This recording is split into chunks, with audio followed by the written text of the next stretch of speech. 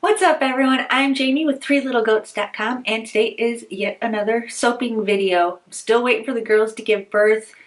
If I calculated correctly, hopefully it will be within the next week. I had to do some recalculating. I thought it was last week, but turns out it may be next week if I have the breed dates right. So hopefully.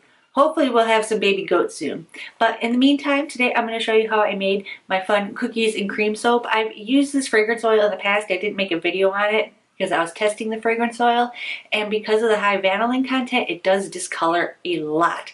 So in order to mitigate some of that discoloration, I'm going to show you how I made the soap with a charcoal base soap. And it's got a nice creamy white swirl in it. So let's get started.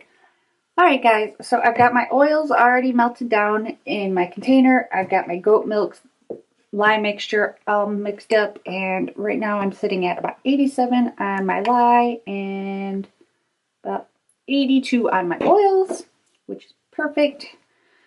I have not added in my kaolin clay yet. If you want to know why I use kaolin clay in my soap, I have an article on the blog about kaolin clay. You can check that out. The link will be down in the description box, as always. So let's get soaping. Now, like I said in the intro, I am making a cookies and cream swirled soap, and I'm going to be using the cookies and cream pie fragrance oil from Crafter's Choice. And for the colorant, I'm going to actually using activated charcoal for the black, since this fragrance oil does discolor a lot. I made a batch a couple weeks ago with it, and it does discolor pretty severely. So I'm not going to actually put any colorant in the white part, or not colorant, but fragrance oil in the white part of the soap, just to make sure it stays as white as I can keep it. I'm just going to be fragrancing all of the black. So I'm going to mix in my kaolin clay real quick.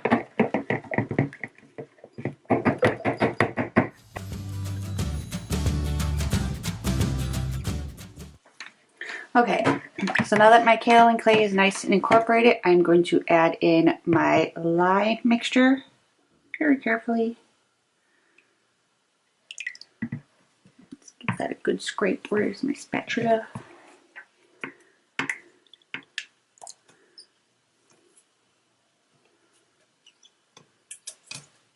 Now, I know I'm going to get the question of what my recipe is for my soap. And I have a couple articles on my website for soap making. There's different recipes there. I also leave a link down in the description box to a lye calculator.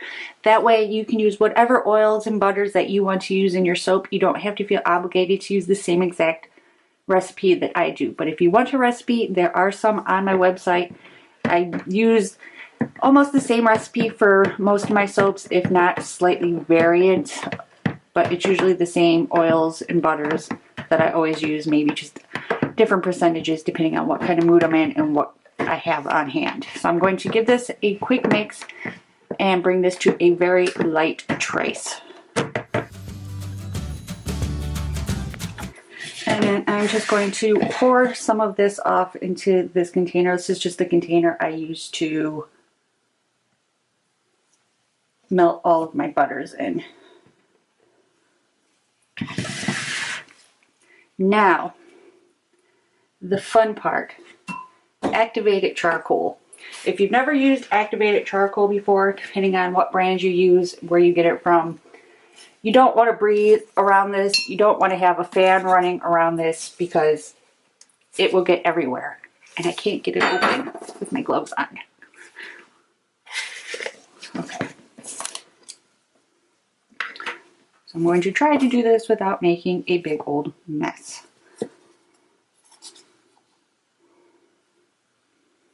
That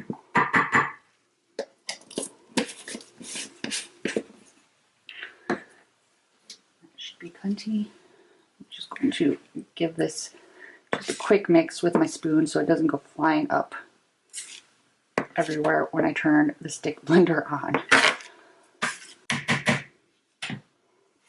Stuff is very, very messy. All right. I'm just going to give that a quick mix. Perfect. Now to add in our fragrance.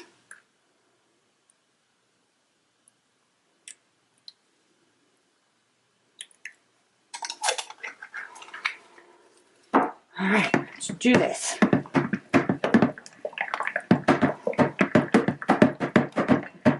I don't know if you can pick it up, but it did turn it a lighter, but it will darken back up again. So I'm just going to mix this really quickly, just make sure everything's nice and incorporated.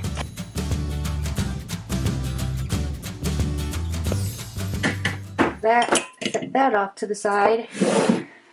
And I think I'm going to actually do in the pot swirl. So I'm just going to take my white and I'm just going to start plopping it, plopping it, plopping it. No particular order. Make sure I get all of that soap out, because the more soap I can get out of the container, the less soap I have to wash out. And nobody wants to waste soap anyway. Just going to scrape down the center and then just give it a quick little swirl.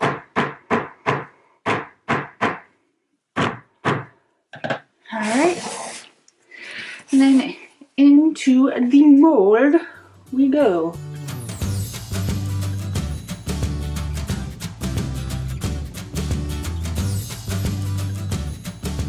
And then, if you're new here, as always, I post everything that I'm using down in the description box below. So if you have any questions about the mold I'm using or any of the place where I get my supplies, that will always be down in the description box. And I'm just going to use a toothpick to kind of give the top a slight little texture.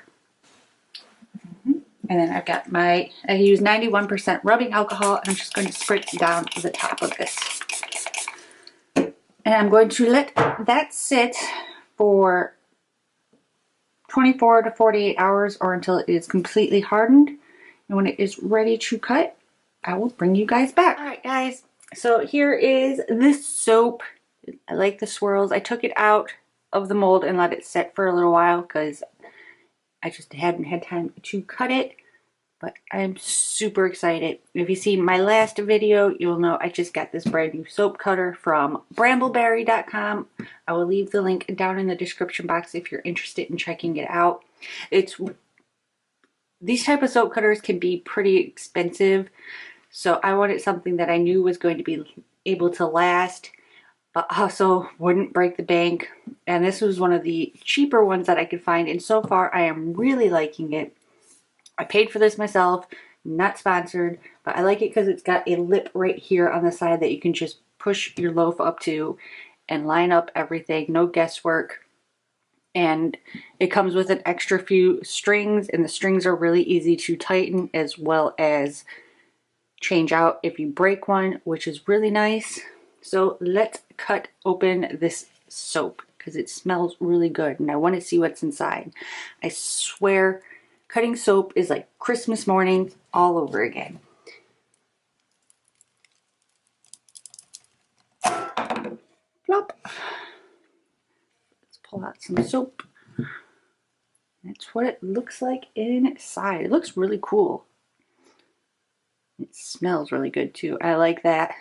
The white stayed white. It didn't brown because I didn't add this colorant to it, because the cookies and cream colorant will discolor a lot. And I'll show you that in a minute. I'll show you a batch I did previously to show you just how much it does discolor. Now this is a batch that I did about 2 months ago, and I didn't add any vanilla color stabilizer, didn't add anything to it. This is a charcoal soap just like in this, but this was a white soap, and you can see just how bad this soap discolors, or this fragrance discolors. So keep that in mind if you want to try out this fragrance oil. It does smell amazing, but it does discolor a lot. But, oh, these are so pretty. So that is what I have got for you guys today. If you like this video, be sure to give it a big thumbs up. It really helps. And if you haven't already, hit that subscribe button. We put out new videos every single week. And let me know down in the comments down below what kind of videos you want to see. Is it specific soaping type videos? Do you want to see more of the goats and the care of taking care of all of the animals around here?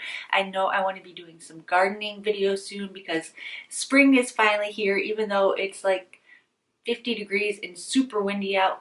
It is starting to warm up and the pollen has started to flourish. I can tell because I can't stop sneezing all day long. So that is what I have coming up. If you want anything specific, let me know down below as always, and I will see you guys next time. Bye.